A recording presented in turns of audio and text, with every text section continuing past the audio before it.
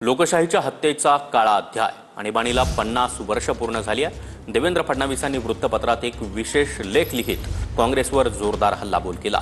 देशातील एका काळ्याकुट्ट अध्यायाला आज 50 वर्ष झाली असं देवेंद्र फडणवीसांनी म्हटलंय। आणीबाणीनं अनेक कुटुंबांना उद्ध्वस्त केल्याचंही फडणवीस या लेखात म्हणाले।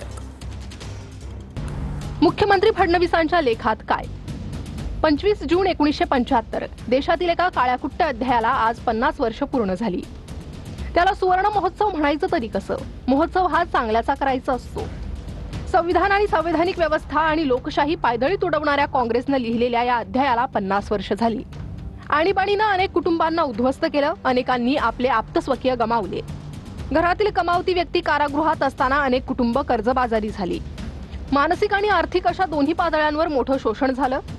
मी केवळ 5 वर्षांचा होतो। माझे वडील दिवंगत गंगाधरराव फडणवीस यांनाही अटक झाली होती। कारागृहात डबा द्यायला जाताना किंवा त्यांना वैद्यकीय तपासणीसाठी नेताना फक्त भेट होत असे। लहान वयात वडिलांपासून बराच काळ दूर राहावं लागलं, त्यामुळे मनातून चीड होती। आणीबाणीनंतर विधिपालिका, कार्यपालिका आणि न्यायपालिका या व्यवस्थांचं महत्त्व अधिक अधोरेखित झालं। लोकशाहीचं महत्त्व काय हे अधिक प्रकर्षानं लोकांना समजलं। संविधानावरील श्रद्धा अधिक दृढ झाली।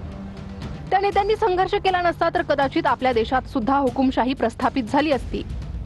आज जी व्यवस्था पाकिस्तानची आहे तीच भारताचीही झाली असती। आज जी लोकशाही जिवंत आहे ती 50 वर्षांपूर्वी संघर्ष केलेल्या त्या नेत्यांमुळे। गांधी घराणं आणि काँग्रेसने केलेल्या शोषणाच्या कथा जितक्या प्रकर्षानं पुढे येतील त्यातून लोकशाही अधिक भक्कम होत जाईल।